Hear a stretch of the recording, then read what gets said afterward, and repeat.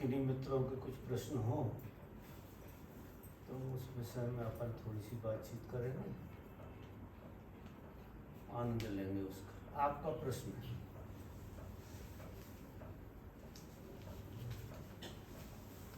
इसके बाद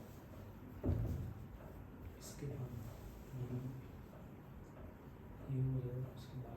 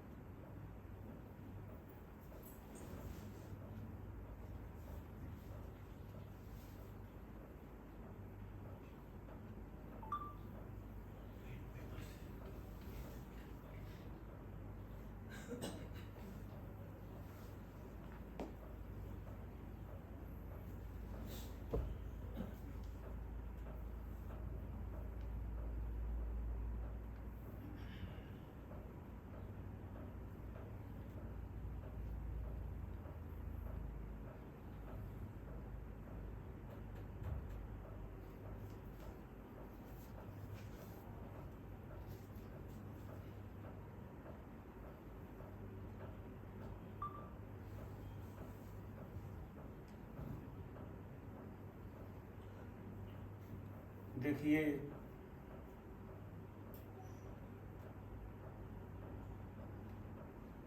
साधना ऐसी चीज नहीं है कि सही समय पर ट्रेन स्टेशन पर पहुंच जाएगी, ऐसा नहीं है। साधना का कोई मापदंड नहीं है। साधना अगर नापी जाती है तो गहराई से नापी जाती है, प्यास से नापी जाती है कि हम कितनी प्यास से भरे हुए हैं और कितनी गहराई में हम उतर रहे हैं, वो प्यास निर्भर करती है। तो अगर आप कुनकुने जीवन को जी रहे हैं तो 65 साल के आप 65 जन्म लग जाते हैं तो भी बात नहीं बन पाती है। और आप बहुत गहराई से इतने प्यासे हैं कि धर्म के बगैर जी नहीं पाएंगे। ऐसी प्यास अगर आपकी है तो इसके मापदंड बदल जाते हैं, ये बहुत जल्दी फलित होती है। आपकी अवस्था जैसे बहुत सारे लोग हैं, ये आपका ही प्रश्न नहीं है, और लोगों का भी है। और जहाँ तक स्त्री पुरुष का खिंचाव है वो प्राकृतिक है। प्रकृति ने प्रकृति की रचना कुछ इस ढंग से बनाई कि एक आकर्षण पैदा किया है स्त्री पुरुष के भीतर, तो वो आकर्षण के कारण खिंचाव बना ही रहता है, चाहे किसी भी उम्र में पहुंच गए हों आप। लेकिन ये तो भीतर की दशा है, शरीर की दशा नहीं है, ये मन की दशा है। तो ऐसी परिस्थितियों में आप अपने से कर करके तो थक गए, कर ही रहे हो, जितना आपसे बनता है उतना कर रहे हो। तो अगला स्टेप जो है ऐसे में प्रार्थना का उठता है कि तुम अपने जीवन को प्रार्थना पूर्ण बनाओ। सवेरे जब आप उठो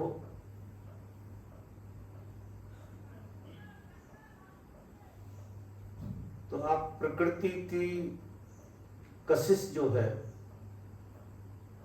जो तुम्हें इस तरह के विकारों से भरे हुए है, उससे क्षमा याचना करो कि अब बहुत हो गया, अब मुझे क्षमा कर। मतलब सूत्र ये कहता है सूत्र ये कहता है, हम सतत कुछ मांग रहे हैं प्रकृति से, परमात्मा से। सतत हमारे चित्त में किसी न किसी तरह की मांग बनी रहती है, और जब तक व्यक्ति के अंदर किसी न किसी तरह की मांग रहेगी, तब तक प्राकृतिक जो दोष हैं वो जाएंगे नहीं। ये व्यक्ति के दोष नहीं है, आप व्यक्ति की तरह मान सकते हो उसे, लेकिन व्यक्ति के दोष नहीं है, ये प्राकृतिक दोष है। काम, क्रोध, लोभ, मोह और स्त्री का आकर्षण, ये सब प्राकृतिक है, प्रकृति के नियम में आते हैं ये पूरे के पूरे। तो हम अगर प्रार्थना पूर्ण होने लगे और सवेरे जब हम पहली बार उठे, तो बजाय कुछ मांगने के एक प्रार्थना ऐसी करें कि मुझे जो मिला है उसने ही मुझे ज्यादा फंसा रखा है, तो मैं और आगे किसी खेल में ना फंसूं। तो प्रकृति से कहो कि वो तुम्हें बचाए, मांगना नहीं है, कोशिश नहीं करनी है। अभी सब प्रार्थना वाला खेल आपने कर करके तो सारा देख लिया, अब प्रार्थना पूर्ण होकर देखो और प्रार्थना करो कि मुझे इन सब खेलों से बचाओ। ऐसी प्रार्थना से भरो आप कि मुझे ये सारा जंजाल है प्रकृति का, ये जंजाल से मुक्त होना है, और मुझे किसी तरह की मांग नहीं। मांगो तो बिल्कुल मत, जब मंदिर में खड़े हो भगवान के सामने या किसी के भी सामने, तो मांगना नहीं है। माने प्रार्थना ये करना है कि मुझे किसी चीज की जरूरत नहीं, लेकिन आगे की चीज में मुझे मत फंसाना, मुझे कुछ देना ही मत। मुझे मेरे हाथ में कोई भी तरह का खिलौना ना आए, मैं किसी खिलौने से खेलने ना लगूं। ऐसा खिलौना मुझे न धन का, न पद का, न स्त्री का और न दूसरी चीजों का। ऐसी प्रार्थना से करो कि ये चीजें प्रार्थना पूर्ण हो जाओ कि जे मेरे सन्मुख आए ही नहीं, भगवान ऐसा मौका ही ना दे कि मुझे इनको फेस करना पड़े, ऐसी मेरी वृत्ति रहे। अगर ऐसी प्रार्थना आपके अंदर उठती है, छोड़ने वाली प्रार्थना, पाने वाली प्रार्थना, ये दोष दूर हो जाएं, ऐसा सीधा नहीं, तुम अकेले नहीं कर सकते हो। ऐसा प्रकृति से प्रार्थना करो कि तुम इन दोषों से मुझे बचाओ, मुझे किसी दोष में मत फंसने दो। मैं चाहूं तो भी थप्पड़ मार देना, सामने से कुछ ऐसा कर देना कि मैं इस दोष में फंस ना पाऊं। सहयोग मत करना, किसी तरह का सहयोग आपको नहीं चाहिए प्रकृति से किसी बवाल में फंसने के लिए। जबकि हमारी मांग भीतर से रहती है कि कोई सहयोग मिल जाए, कोई काम जैसा आप सोच रहे हैं वैसा हो जाए। बस इसी में गड़बड़ होती है, इसी में साधना बिगड़ती है, क्योंकि जो आप मांग लेते हैं वो कहीं ना कहीं हो जाता है। ऐसा मत समझना हमारे विचार, हमारे भाव, हमारे भीतर चूंकि परमात्मा बैठा हुआ है, तो हमारे विचार और हमारे भाव बहुत दूर तक जो हम सोचते हैं वो पूरे होते हैं। समय का अंतराल होता है लेकिन पूरे होते हैं। तो ऐसा कोई विचार मत करो कि जिसके पूरे होने से तुम दुखी हो। और अब कोई भी चीज पूरी अगर होती है तुम्हारी मांग, तो सिवा तुम्हें दुखी करने के और कुछ भी नहीं करेगा। अगर किसी भी तरह की मांग आपकी पूरी हो जाए प्रकृति दत्त, तो उसे अभिश्राप मानना कि जब मुझसे कोई भूल हो गई है, या अभिश्राप की तरह कोई चीज आ रही है, कोई आपके हाथ में पैसा रख दे या कुछ और कर दे या और हो जाए, इत्तेफाकन कोई सामान मिल जाए आपको किसी भी तरह का, तो आप तुरंत हाथ जोड़ लेना कि इस विकार में मुझे नहीं फंसना, ये विकार है पूरा का पूरा। क्योंकि अगर आप मांगोगे तो मिलेगा जरूर, लेकिन कोई भी चीज, जितनी चीजें आपने मांगी वो बहुत सारी मिली भी आपको, उनसे तो ये बात सच हो गई कि आपके जीवन में कुछ हुआ नहीं, आपके विकार ज्यों के त्यों पड़े रहे। तो अभी मांग बंद करो और प्रार्थना करो कि ऐसा कुछ घट ना जाए, मेरे मांगे कुछ हो ही नहीं, तेरी मर्जी पूरी हो, मेरी मर्जी पूरी हो ही नहीं। चाहे मैं कितना ही गिड़गड़ा रहा हूं, तेरे आगे प्रार्थना कर रहा हूं कि मुझे ये चीज मिल जाए, तो आपको इस तरह की भाव दशा रखना है कि वो पूरी ना हो किसी भी तरह से, और उससे मुक्ति की प्रार्थना करो।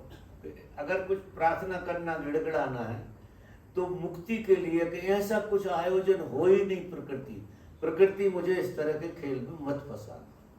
ऐसी प्रार्थना से अगर आप भरते हैं तो जो आप इतने सालों की साधना में प्राप्त नहीं कर पाए हैं, वो कुछ सालों में ही निकलने लगेगा, कुछ दिनों में ही उसका विसर्जन हो जाएगा।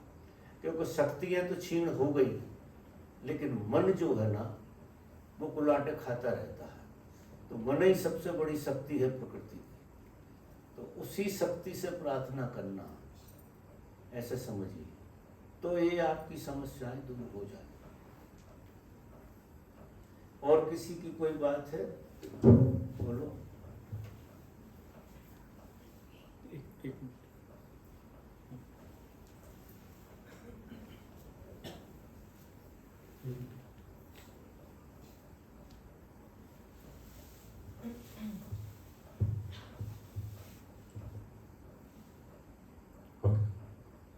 बाबा पलटू बाबा ने एक जगह कहा है 10 छिद्र होते हैं और मैं 10वें छिद्र को हूँ। 9 छिद्र जो होते हैं उससे सारी चीजें अंदर आती है और 10वें छिद्र होते हैं उससे सब बाहर जाता है। तो उन्होंने कहा मैं 10वें छिद्र हूँ, कृपया वो 10वें छिद्र के बारे में बताइए। क्या बोले जी? तुमने सुना पूरा? एक बार पास में जाकर एक बार किसने बोला है? पलटू बाबा ने कहा है ये देना तुम, मैं 10 छिद्र, वो देना हाथ में। कौन से बाबा जी ने बोला? पलटू पलटू। हाँ, उन्होंने ये कहा है कि 10 छिद्र होते हैं और मैं 10वें छिद्र को हूँ और दक्ष से 10वें छिद्र पे हूँ, छिद्र होल 10वें होल पे है, 10वें छिद्र पे छिद्र पे हूँ। छिद्र का छिद्र, छिद्र बोलो तो होल, छेद छेद छेद, मैं 10वें छेद पे पलटू हूँ। बाबा ने कहा है कि 10 छिद्र होते हैं हाँ, और वो 10वें छिद्र पे है। आगे 9 छिद्र जो होते हैं उससे सब अंदर आता है, जैसे कि आँख वो कान तो उसके सारे के अंदर सारे आते हैं, हाँ, सब विकार अंदर वाले। आते हैं। तो कृपया 10वें छिद्र के बारे में बताइए। देखिए 10 छिद्रों की जो बात कही है पलटूदास जी ने, तो हमारे शरीर में 9 छिद्र है। 9 तरफ से हमारी ऊर्जा बाहर को बहती है। 9 दरवाजे ऐसे हैं जिनसे हम बाहर बहते रहते हैं और बाहर का कचरा भीतर लेते रहते हैं, ऐसे समझिए। जिसमें आँख 2, कान 2, नाक और मुंह, गुदा और मतलब ये सब 9 है। ये 9 छिद्र हैं पूरे के पूरे। 10वां छिद्र जो है वो बड़ा महत्वपूर्ण है। मनुष्य जो है 10वें छिद्र के लिए बना हुआ है कि वो खुले उसका, वो है सहस्त्रार। 10वां छिद्र यहाँ होता है। ये जो मरता है आदमी, तो वो फॉर्मेलिटी पूरी करते हैं कि कपाल क्रिया करते हैं, उसके उसमें घी भी डालते हैं और कपाल फूट जाए, ऐसी कोई प्रक्रिया होती है। मरघट में आप कभी गए हो, देखा हो आपने, तो वो नाटकीय ढंग से 10वें छिद्र को तोड़ने की कोशिश की जाती है। अब वो प्रतीक इस बात का है कि जीते जी तुम मर जाओ, जीते जी। कोई आदमी जीते जी मर जाए, वो जीते जी तुम्हें जिला रहे ये 9 छिद्र। ये 9 छिद्र से तुम जीते जी मर नहीं सकते हो, मर के ही मरोगे। आदमी आप आश्चर्य करोगे पहले मर जाता है फिर मरता है। पहले उसका सब कुछ मर जाता है तब मरता है। यानी उसके नोई छिद्र जब मर जाती है, नोई छिद्र काम करना जैसे ही बंद कर देते हैं तो आदमी मर जाता है। फिर तो वो एक तरह से नौ छिद्र बंद हो गए तो आप पहले ही मर गए। हम मृत्यु के पहले मरते हैं, प्रत्येक आदमी मृत्यु के पहले मरता है। इसलिए मृत्यु बोध किसी को होता नहीं, क्योंकि मृत्यु जब आती है तो मृत्यु तुमको मरा हुआ पाती, तुम्हें जिंदा नहीं पाती। अगर तुम जिंदे मिल जाओ और मृत्यु आए तो मृत्यु भी सौभाग्य मनाएगी और आप भी सौभाग्य मनाओ। क्यों? कि जब आप जिंदा मिलोगे, जब मृत्यु आएगी, मृत्यु पीछा कर रही है और आप जिंदा हो, तो मृत्यु के 9 दरवाजे तो बंद हो गए, 10वें दरवाजे से निकलना होगा। वो जीव 10वें दरवाजे से निकलता है, वो 10वां दरवाजा सहस्त्रार कहलाता है। और हम सब जितने भी लोग हैं, हम सबका जन्म इसीलिए हुआ है क्योंकि 9 दरवाजों से तो हम पशु थे, पक्षी थे, और कई बार लाखों बार आदमी भी हुए, मनुष्य भी हुए, लेकिन हमेशा 9 दरवाजों में से किसी न किसी दरवाजे से हमारी मृत्यु हुई। अधिकतर तो मूलाधार से होती है, ज्यादातर लोगों को, यानी 95 लोग तो मूलाधार से ही जाते हैं, इसलिए मरने में उनके कपड़े खराब हो जाते हैं। अधिकतर देखना मरने वालों के कपड़े खराब हो जाते हैं। कोई कोई है जो आंख से मरता है, कोई कोई है जो मुंह से मरता है। मृत्यु भी इन 9 दरवाजों से निकलती है, क्योंकि जो 9 दरवाजे खुले हुए तो उसमें से जो भी संवेदनशील दरवाजा होता है मृत्यु उसमें से निकल जाती है बाहर। मृत्यु कहो, जीव कहो, जीव निकल जाता है। जीव का निकलने का नाम ही मृत्यु है, ऐसे समझिए। और यदि कोई साधक है, साधना की है उसने, तो उसके क्या 9 ही दरवाजे वो बंद कर लेता है। साधना में 9 दरवाजे बंद हो जाते हैं, एक भी दरवाजे से ऊर्जा बाहर नहीं बह रही है आपकी। जब एक भी छिद्र से आप बाहर नहीं बह रहे, ऐसी अवस्था जैसे समाधि लगती है किसी को, तो समाधि में होता क्या है? समाधि में उसके 9 ही दरवाजे बंद हो जाते हैं, 9 ही दरवाजों से ऊर्जा निकलना बंद हो जाती है। जो पलटू को हुआ, वो पलटू के 9 ही दरवाजे बंद हो गए मृत्यु के पहले। हमारे होते हैं मृत्यु के टाइम, लेकिन हम जिंदा जिंदा हमारे 9 दरवाजे बंद कर। सारी साधना, जितनी भी साधना है, वो साधना इसीलिए की जाती है कि जिंदे जिंदे 9 ही दरवाजे बंद हो जाए। आप जिंदे रहें और 9 ही दरवाजों से आपकी मूल लग जाए, आपका मूल बंद हो जाए आपका पूरा का पूरा। 9 ही दरवाजों से आपकी ऊर्जा कहीं नहीं, ना कान से, ना नाक से, ना तो आप सुन रहे, ना आप देख रहे, ना आप बोल रहे, ना आप सूंघ रहे, ना आप स्पर्श कर रहे, कुछ भी नहीं हो रहा। ऐसी स्थिति जब बनती है साधक की साधना में, उसको तुरंत समाधि लग जाती है, क्योंकि फिर जीव जो फंसा हुआ था उसके लिए रास्ता खुल जाता, प्रकृति रास्ता खोल देती, वो 10वां दरवाजा खुलता। 10 दरवाजे तारी लागी, कबीर ने भी इसके बारे में वर्णन किया है कि 10वें द्वारे से झरत है अमृत।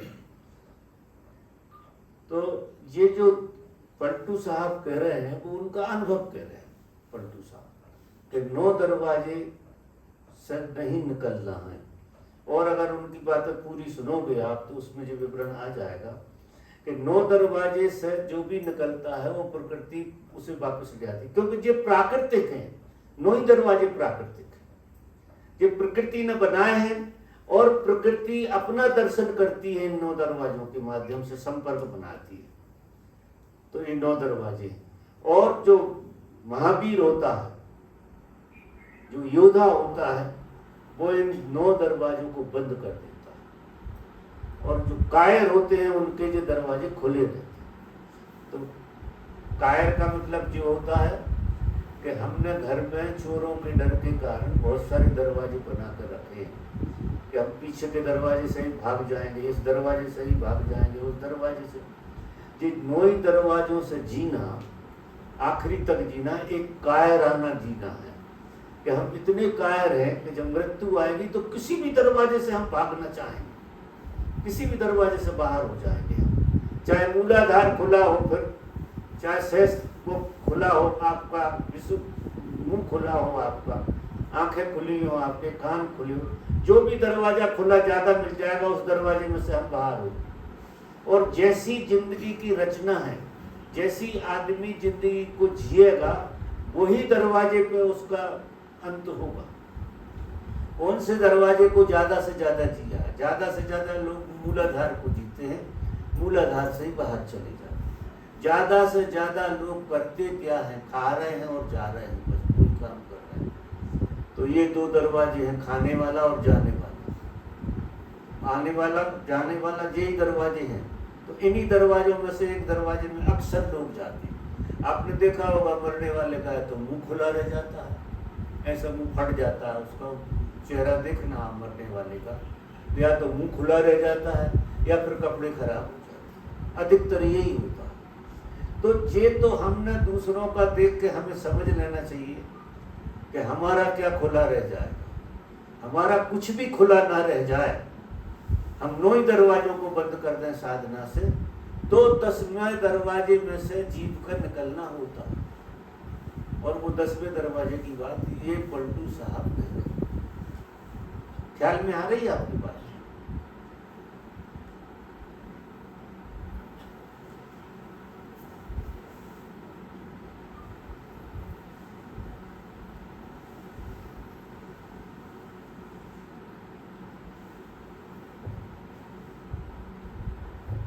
प्रणाम गुरुदेव। मेरे 2 सवाल हैं आपसे। सबसे पहला सवाल ये है कि मेरे अंदर आई थिंक बाकियों में भी होता होगा, एक द्वंद्व हमेशा रहता है और एक नेगेटिव सेल्फ टॉक की तरह वो हमेशा आता रहता है। कुछ करने चाहूँगी, पहले उसके लिए आर्ग्यूमेंट्स फिर आ जाते हैं मन ही मन। तो इस द्वंद्व को कैसे कम किया जाए? दूसरी चीज़, आपने अभी स्वामी जी को बता रहे थे प्यास को लेकर, ओशो ने भी प्यास को लेकर बहुत बोला है। तो कुछ ऐसा भी है कि हम उस प्यास की तरफ और बढ़ें, उस प्यास को हम और ज़्यादा बड़ा कर सकें? इसके भी कुछ तरकीब हैं, तो थोड़ा सा हमें एनलाइटन करें। थैंक यू महाराज। तुमने सुना इनका प्रश्न? शुरू के बात का तो आ गई। शुरू को क्या बोले थे आप? मैंने पहले बोला था कि मेरे एक द्वंद्व हमेशा रहता है मन में, तो उस द्वंद्व को कैसे मैं कंट्रोल कर सकूं या किस तरीके से जो है उसको टैकल किया जाए? क्योंकि द्वंद्व में क्या होता है, कोई डिसीजन लेती हूँ और पहले ही बहुत कुछ नेगेटिव आने लगता है, तो जो होना चाहिए कभी लगता है कि उसे करने से उस चूक जाती हूँ। तो इस द्वंद्व को कैसे मैनेज किया जाए? और दूसरा था प्यास को लेकर।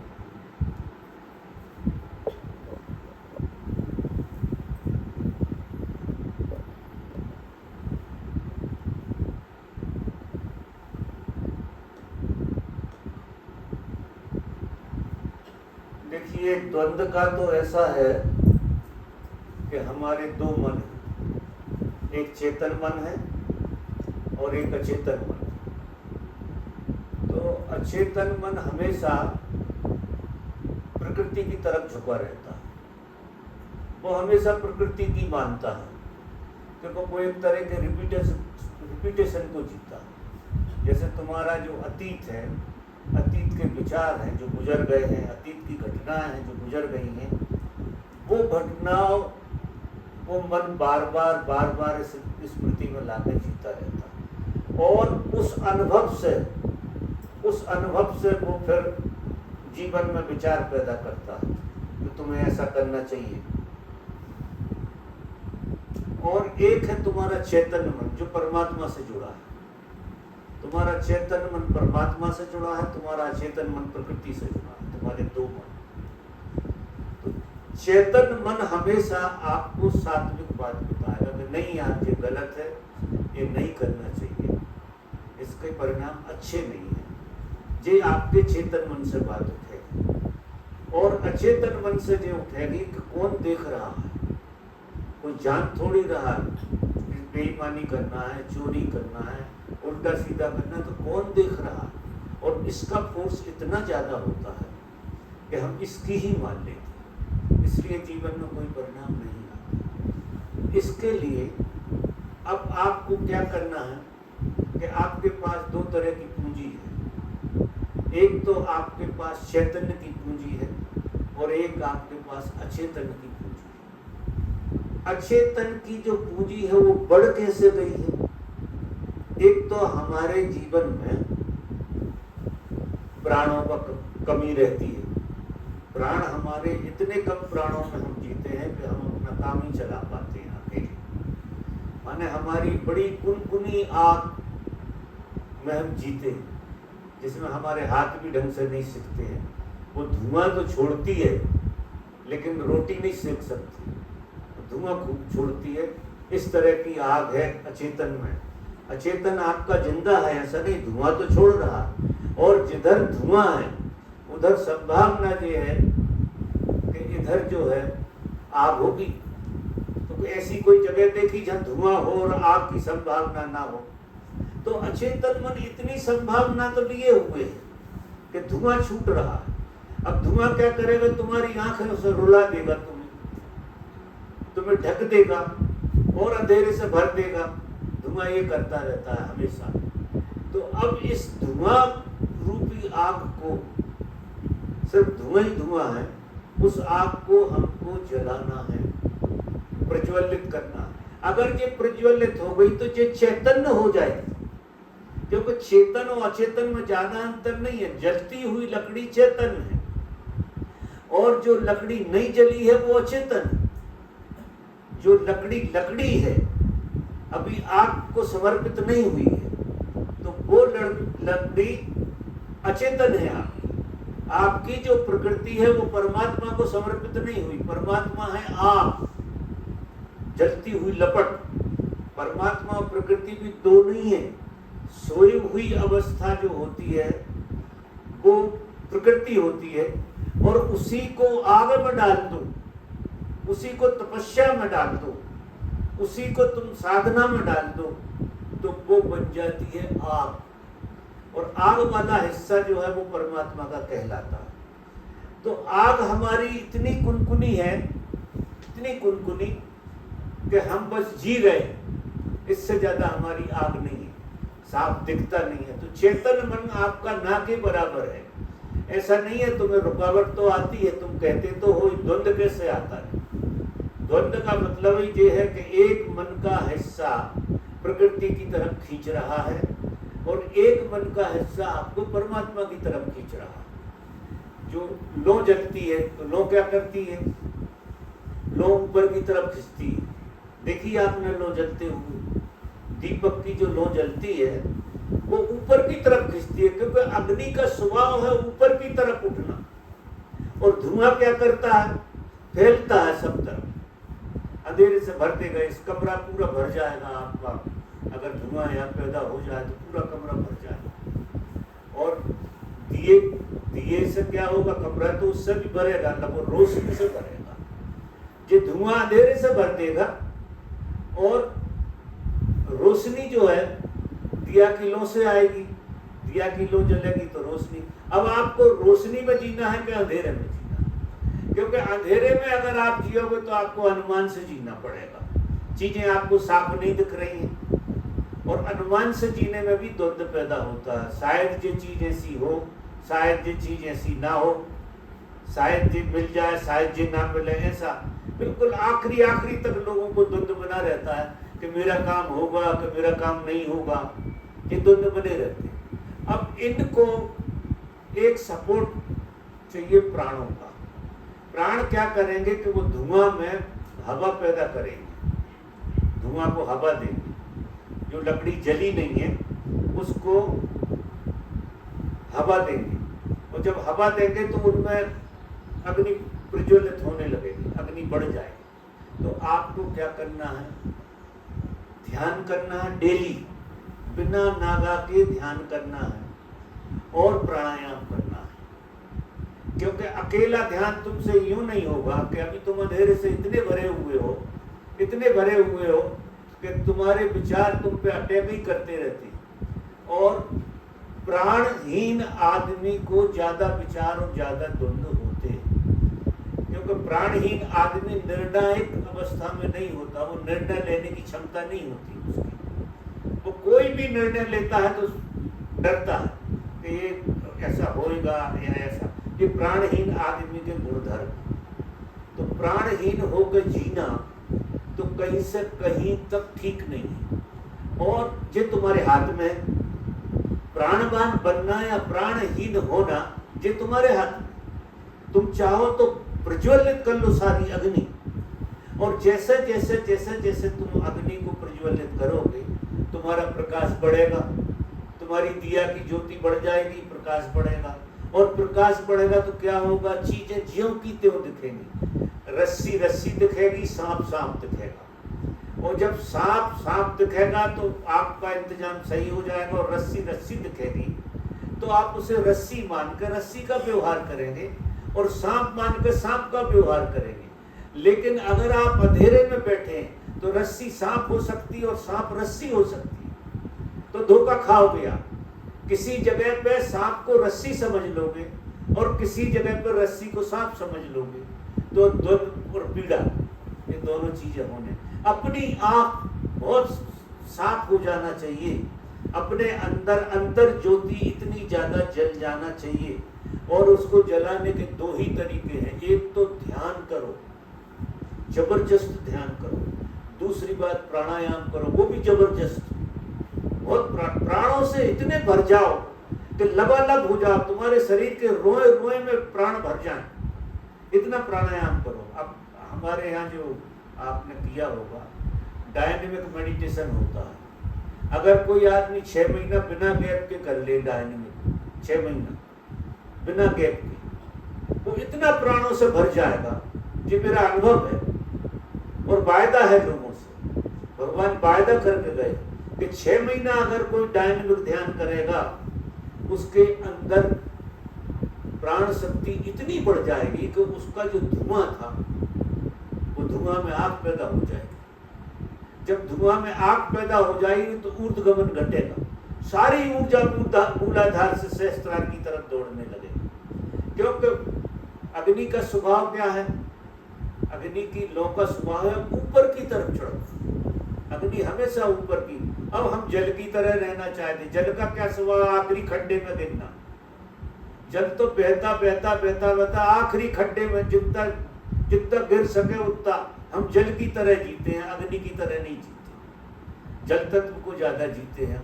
हमें खाने में बड़ा रस है, पीने में बड़ा रस है, भोग में बड़ा रस है। ये सब चीजें हमारे अंदर जल तत्व ज्यादा जी रहे हैं।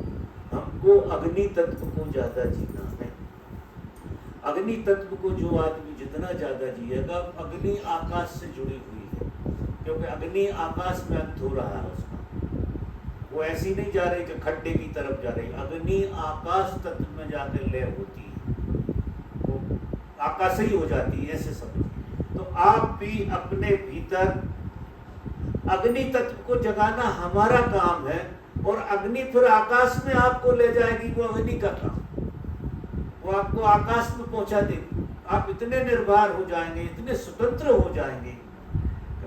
मेरी दृष्टि तो यह है कि आप परमात्मा जैसे हो जाएंगे।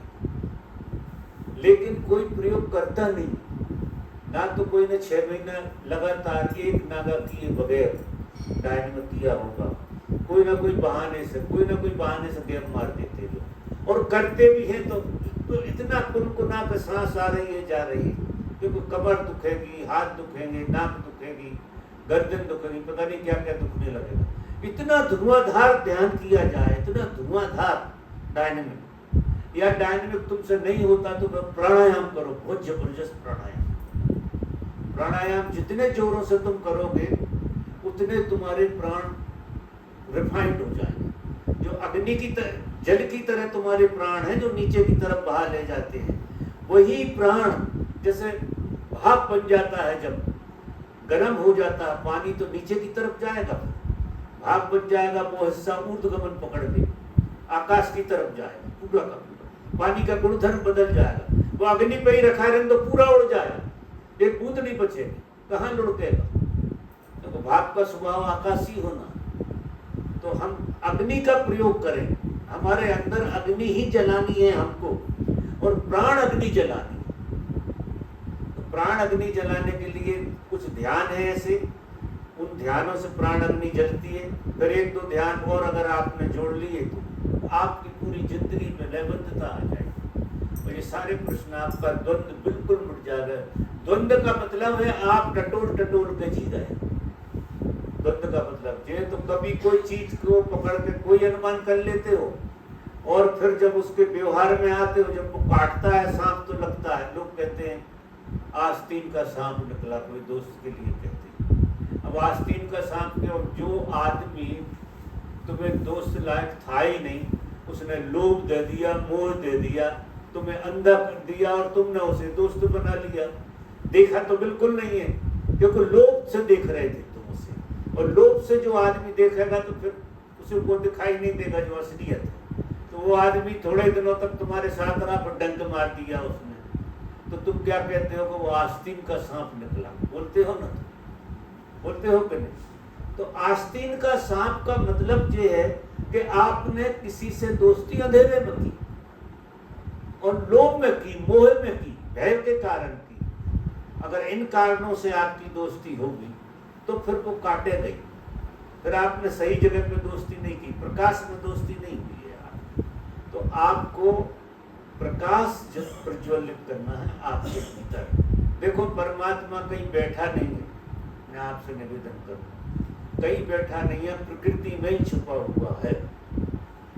जो सोया हुआ हिस्सा है वो परमात्मा का ही, परमात्मा ही है, दूसरी कोई चीज इस जगत में कोई चीज नहीं है सिवा परमात्मा की। जड़ से लगा के चेतन प्रत्येक चीज परमात्मा है यहाँ, ऐसा मान के चलो। इसलिए परमात्मा को ढूंढना मत, परमात्मा होना।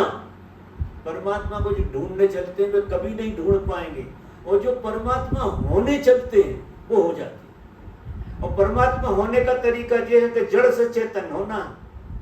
आपकी सारी लकड़ी जितनी भी पड़ी हुई थी वो सबकी सब जल कर राख हो जाए तो तुम आकाशी नहीं हो जाओ, कुछ बचेगा नहीं, राख बचेगी पूरी, और आपका जो अस्तित्व है पूरा बदल जाएगा, क्योंकि फिर तो वो लकड़ी नहीं हो सकती। कोयला तक अगर तुमने जलाई तो कोयला तक तो वो लकड़ी का ही हाथ है। हम ज्यादा से ज्यादा जलाते तो क्या कर लेते, अपने को कोयला बना देते। अब कोयला और भी खराब चीज हो गई, ना तो आग रही ना राख रही, वो कोयला बीच में पड़ा रहता। हम सब कोयले की तरह हो गए, तो हम जलाना चाहते हैं उसे लकड़ी की तरह, या हम जलाना चाहते हैं सोने चांदी की तरह, उसे चलाना चाहते हैं। लेकिन चूंकि कोयला है तो हर आदमी धक्का मार देता, अरे कोयला हटाओ यहाँ से। तो हमारा जो तिरस्कार होता है वो किस चीज का होता, हमने अपने को कोयला बना लिया। कोयला कोई पसंद नहीं करता, और अगर वो प्रज्वलित लकड़ी होती, उसमें प्रकाश जल रहा होता, सब लोग पसंद करते। तो हमारी जो अवस्था है, असली में हमारी अवस्था का रूपांतरण का नाम परमात्मा। हम जैसे हैं वैसे प्रकृति, सोए हुए परमात्मा है, ऐसे समझिए। प्रत्येक व्यक्ति सोया हुआ परमात्मा है, इसलिए हर एक व्यक्ति के लिए नमस्कार करना, क्योंकि आज नहीं कल वो जाग जाएगा। प्रत्येक व्यक्ति सोया हुआ परमात्मा, और प्रत्येक चीज जो जाग जाती है वो जागा हुआ परमात्मा, उसी में से जागती।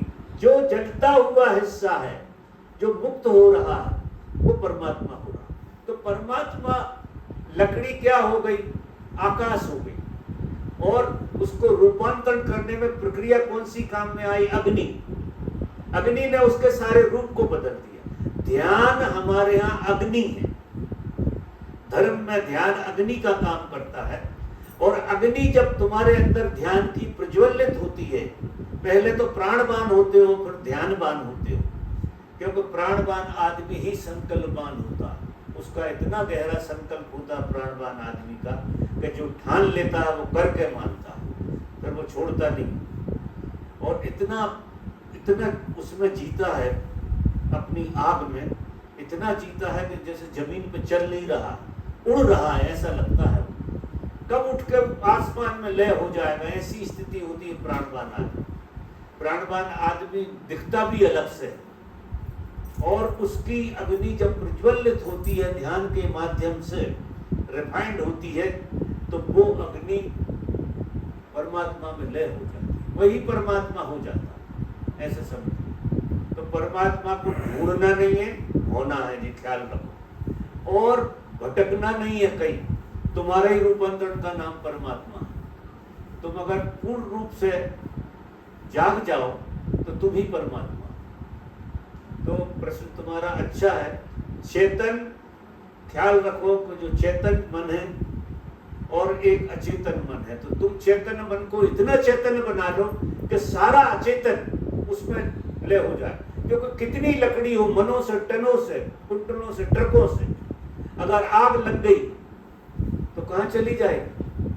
तुम्हारे जन्म जन्म के जितने भी कचरे हैं, कितने भी पड़े हो, कितने जन्म के पड़े हो तुम्हारे कचरे, अंधेरा कितना ही हो, उसकी परवाह मत करना। आग कितनी पावरफुल लगाई है आप, उस पर निर्भर करता। और आग जो है, आप तुम कहते हो कि प्यास कैसे जगे? प्यास जगती है सत्संग से। जितना ज्यादा सत्संग करोगे आप, अगर सत्संग के लिए कोई नहीं है तो अकेले में, आजकल तो साधन सत्संग के बहुत हो गए, तो आप किसी महापुरुष को सुनिए, उसकी बात को गौर से जिए, और उसने जो विधि बताई है उस विधि के हिसाब से आप चलिए, तो आपका लाइव सत्संग कहीं मिल जाए तो वहां जाओ, जहां भी लाइव सत्संग हो वहां जरूर जाओ आप। और अगर लाइव सत्संग का मौका नहीं मिल रहा, परिस्थितियां ऐसी नहीं है, तो तुम सत्संग का वातावरण घर में पैदा करो। कम से कम 6-8 घंटे अगर आपके पास समय है तो 6, ऐसा कहते हैं कि 6 पहर होते हैं, हमारी भाषा में कहते हैं कि 6 पहर होते हैं कुल। एक पहर जो है 4 घंटे का होता है, तो 6 चौके 24 पहर होते हैं, जिसमें हम ये कहते हैं कि एक पहर जो है, वैसे तो 2 पहर दो, तो 2 पहर तो धर्म के लिए दो, और 2 पहर तुम्हारी जिंदगी के जो उपद्रव है, जो भी अनशन करना है तुम्हें, उसके लिए दो, और 2 पहर जो है सोने के लिए, और 2 पहर धर्म के लिए। यानी 8 घंटे आपको धर्म के लिए देना, और 8 घंटे आपको नींद के लिए देना, और 8 घंटे में आपका खाना पीना, कर्म करना, धर्म करना, जो भी करना हो, कमाई करना, जो भी है, वो 8 घंटे में आपका वो निपटा। ऐसी अगर जिंदगी को तुम बांट के जीते हो, अगर संकल्प तुम्हारा ठीक से जग जाए, तो इसी जन्म में बुद्धत्व उपलब्ध प्रत्येक व्यक्ति को होगा। बिल्कुल, इसमें कोई, चाहे आदमी कितने ही अंधेरे से भरा हो, अगर उसने ठान ली है कि मुझे प्राणवान होना है, और प्राणायाम शुरू कर दिए उसने, ध्यान शुरू कर दिया, उसके अंदर अग्नि जलेगी, और अग्नि जो है ना, उसको उठा ले जाएगी, उसका जितना भी गार्बेज है सब कट जाए।